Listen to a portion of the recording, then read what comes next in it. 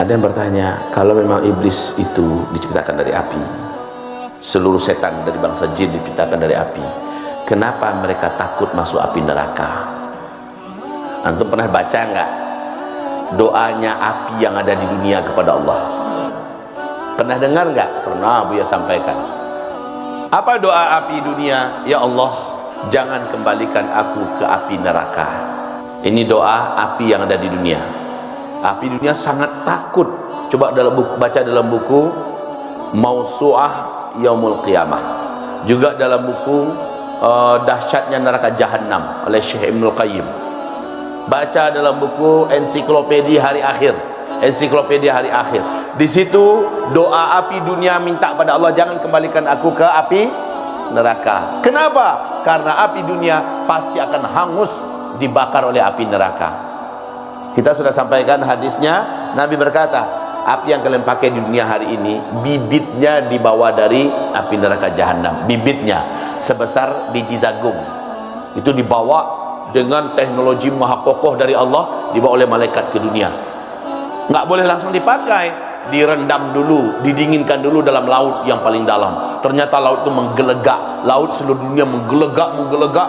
Air kalau terus menggelegak, kering nggak? Kering, akhirnya kering. Lalu Allah datangkan lagi air laut sebanyak semula, direndam lagi api tadi, didinginkan lagi, ya, menggelegak lagi sampai kering. Kering air laut, air sungai, air danau, semua air yang ada di bumi mengering seluruhnya. 2 kali direndam dengan laut dan kering, barulah dipakai untuk api dunia.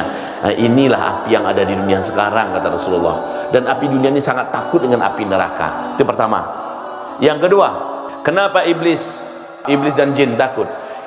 Mereka itu diciptakan dari api hanya awal penciptaan saja. Setelah itu mereka beranak pinak. Kayak kuda diciptakan dari angin. Apa sampai sekarang kuda masih dari angin diciptakan? Enggak, awal penciptaan saja. Lalu mereka berpasang-pasangan beranak pinak. Tapi kuda bisa nggak masuk angin? Bisa nggak? Apa salah satu pantangan kuda yang bisa membuat dia mati? Kolik ya, kolik. Masuk angin dia kembung mati, kalau menggelepar mati. Itu penyakit kuda yang terberat. Kambing hampir sama. Padahal kuda diciptakan dari angin. Kita diciptakan dari apa? Dari tanah. Dari tanah itu Nabi Adam. Kalau kita min maniyin yumna, dari mani yang dipancarkan. Kita ini dari air mani, bukan lagi dari tanah. Yang dari tanah itu Nabi Adam. Kita kalau dimasukkan ke tanah, mati nggak kita? Mati nggak? Kan kita sama-sama dari tanah diciptakan. Gitu ya, jadi gitu cara mikirnya. Diciptakan dari tanah, dimasukkan ke tanah, mati kita. Direndam dengan tanah, lemes kita, hancur tubuh kita. Gitu. Coba rendam, nggak percaya, seminggu aja rendam kepala kalian dalam tanah, tinggal leher aja lagi. Apa yang terjadi dengan tubuh kalian? Mulai membusuk. Kalau sebulan aja mati kalian. Jadi itu maksudnya ya. Kenapa iblis kalau sangat takut masuk neraka, sedangkan api yang masih berbentuk api saja berdoa pada Allah agar dia tidak dimasukkan, dikembalikan ke neraka. Oke. Bisa tidak dicabut status kafirnya iblis? Bisa tidak? Jalannya apa? Taubat. Tapi Allah kasih syarat. Taubatnya diterima, syaratnya perintah Allah yang dulu dia belum kerjakan. Di situ dia menunjukkan kembali keegoannya dan dia lebih mentaati nafsunya. Dia mengatakan nehi. Ya sudah, selesai. Sampai hari kiamat dia tidak akan pernah baik. Jadi jangan kalian bilang Allah itu egois pula ya. Allah Subhanahu wa taala kok nggak mau terima taubatnya iblis? Allah sudah nyatakan saya terima. Tapi dulu ada perintah saya yang belum kamu jalankan. Itu aja.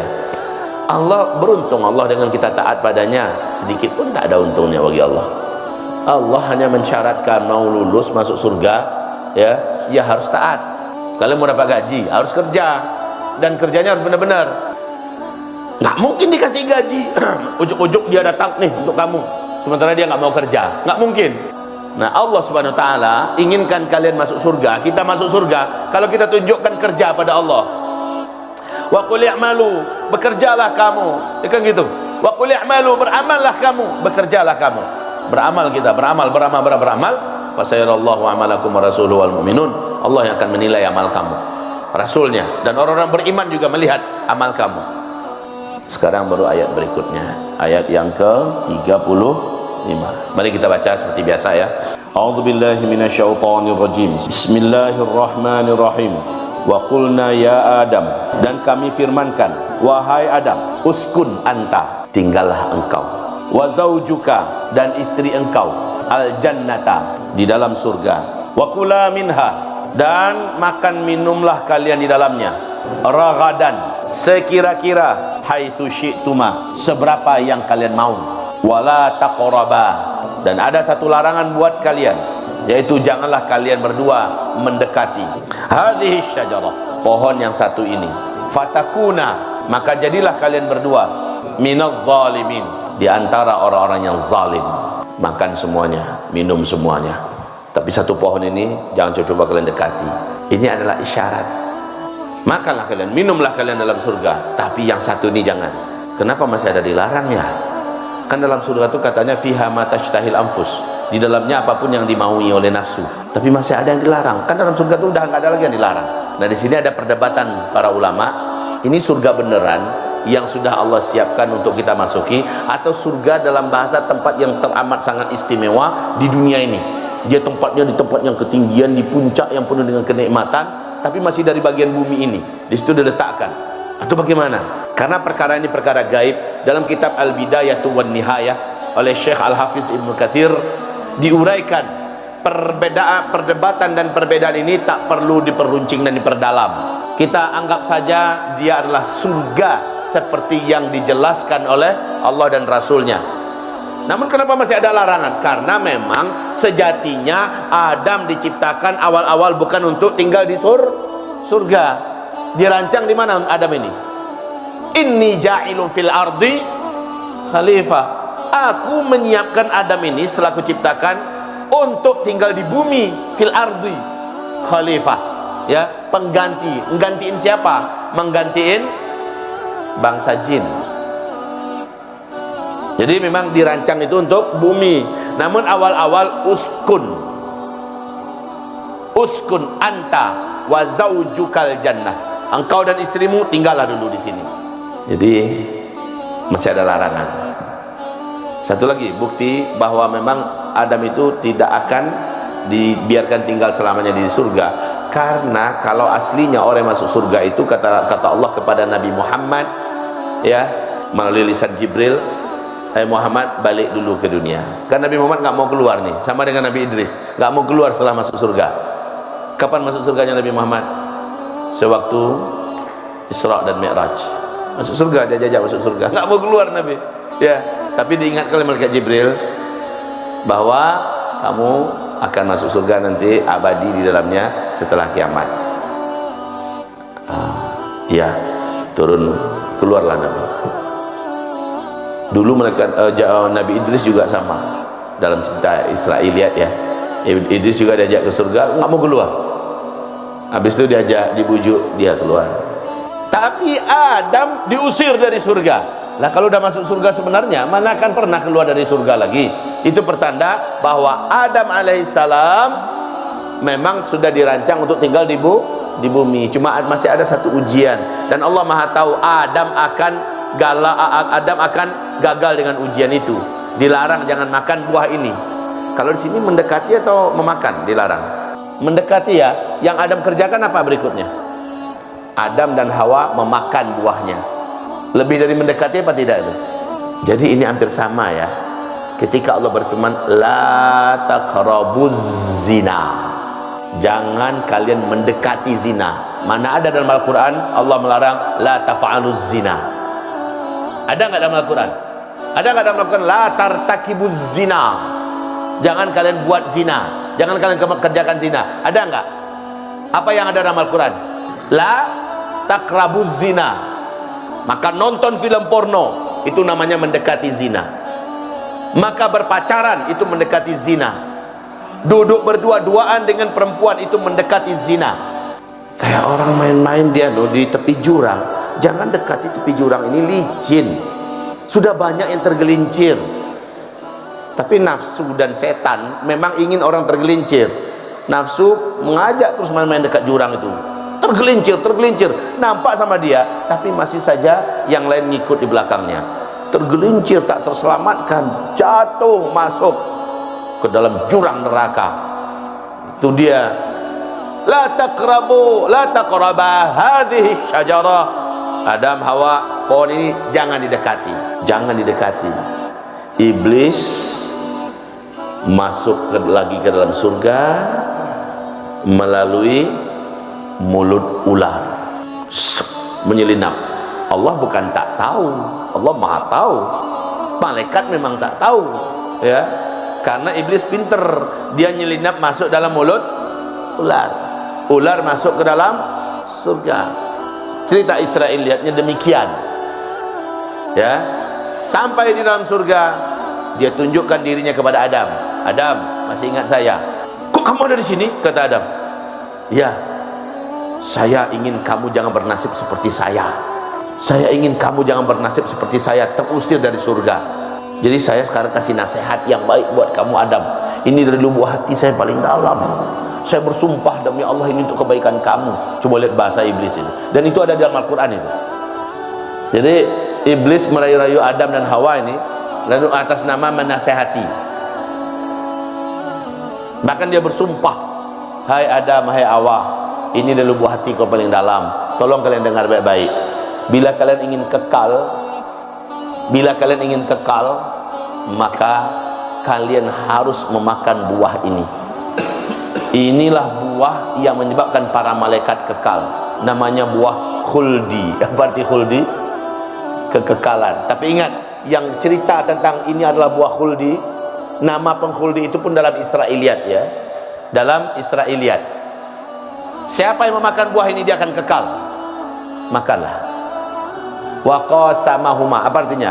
Dan iblis pun bersumpah kepada mereka berdua, inni lakuma, sesungguhnya aku bagi untuk kalian berdua, laminan nasihin, benar-benar orang yang memberi nasihat. Ya Allah, jadi bahasanya memberi nasihat pakai sumpah lagi. Wa qasamahuma, bersumpahlah iblis kepada Adam dan Hawa, inni lakuma laminan nasihin, saya ini untuk kalian berdua benar-benar memberi nasihat. Kata siapa? Kata siapa? Iblis. Kepada siapa? Kepada Adam dan Hawa. Coba lihat, setan itu memberi nasihat. Katanya pakai sumpah lagi, demi Allah, swear, ini nasihat buat kalian, please makanlah buah ini, kalian akan kekal di. Sementara Allah mendekatinya aja udah ngelarang, apalagi memakan buahnya. Saya nggak ada kok pacaran, saya nggak ada kok main chatting-chattingan, tapi saya langsung melakukannya. Yang dilarang kan mendekati. Itu orang yang berbahasa, saya kan tidak mendekati zina, tapi saya mengerjakannya. Yang dilarang adalah jangan mendekati. Lah saya sekarang cuma mengerjakannya. Ini bukan kawasan sampah, jangan dekati tempat ini. Saya nggak mendekati kok, cuma saya lemparkan aja sampah ke situ dari jauh, pakai ketapel malah. Dikejar orang nggak dia? Tetap dikejar, karena di sini dilarang buang sampah. Mendekati aja nggak boleh, apalagi buang sampah di sini. Sama, baik, gitu ya. Ketika Allah melarang, bahasanya langsung final, jangan dekati. Kalian lihat film porno, itu namanya mendekati, karena pada akhirnya nanti kalian akan langsung terjatuh. Orang-orang yang lihat film porno, dia akan terjatuh. Dia akan terjatuh. Wa qulna ya Adam uskun anta wa zaujukal jannah. Anta wa zaujuka, dan istrimu. Zauju, kenapa bukan zaujatuka? Ayo jawab. Selama ini kan hadhi zaujati, ini adalah istriku, betul enggak? Kenapa sini wa zaujuka? Ini lafaznya mudzakkar loh, betul tidak? Padahal istri bahasa Arabnya apa? Zaujah dan imra'ah. Hadhi imra'ati, ini adalah istriku. Hadhi zaujati, ini adalah istriku. Kenapa sini zauju? Sebenarnya adalah salah satu lafaz dalam bahasa Arab yang berlaku untuk mudzakkar dan muannas. Ya, salah satu lafaz dalam bahasa Arab yang berlaku untuk mudzakkar dan muannas, untuk laki-laki dan wanita. Hadhihi zauji, hadza zauji, hadhihi zaujati, hadza zauji. Jadi zauj dipakai dalam bahasa Arab bisa untuk mudzakkar, bisa untuk muannas. Jamaknya sama, azwajun, ya, azwajun. Kami ciptakan kalian dalam surga itu berpasang-pasangan. Oke. Zaujuka al-jannata wa kula minha ragadan haitsu syi'tuma wa la taqraba hadhihi syajarah fatakuna minaz zalimin. Kalian kalau ini coba lihat, kalian termasuk orang yang zalim. Makan buah kok bisa zalim? Karena dilarang. Jadi kalau umpamanya nonton film porno, zalim enggak? Kenapa zalim? Karena dilarang. Kita kerjakan yang dilarang, zalim. Karena dampaknya buruk kepada diri kita. Orang yang berzina diapakan nanti di akhirat?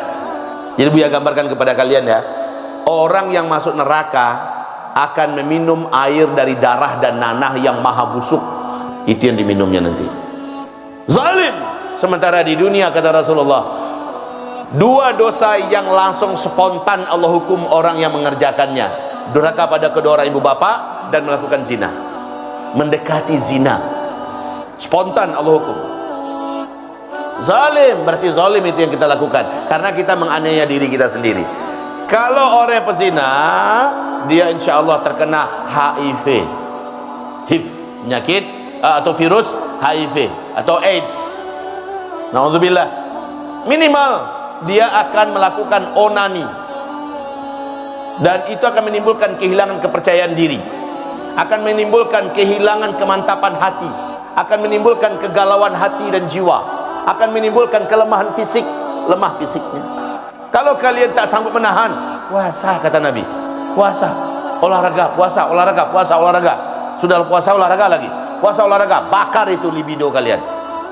Libido itu kalau numpuk, memang dia akan menuntut untuk dikeluarkan. Kalau tidak melalui pembakaran yang sempurna atau melalui puasa. Cuma itu jalurnya. Orang yang melakukan onani fisiknya jadi lemah, kepercayaan diri menjadi turun, ingatan menjadi lemah, ya.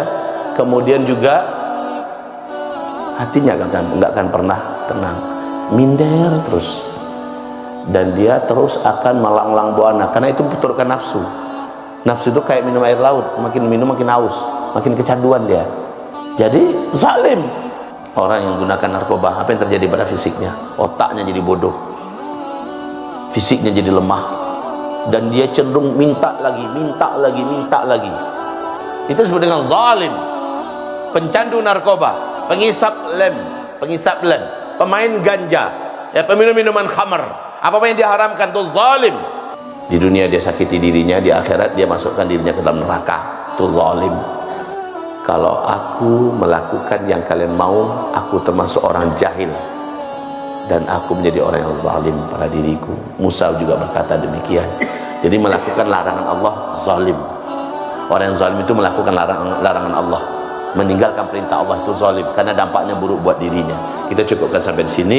Mari kita akhiri dengan minta ampun kita pada Allah Subhanahu wa taala. Astaghfirullah, astaghfirullah, astaghfirullah.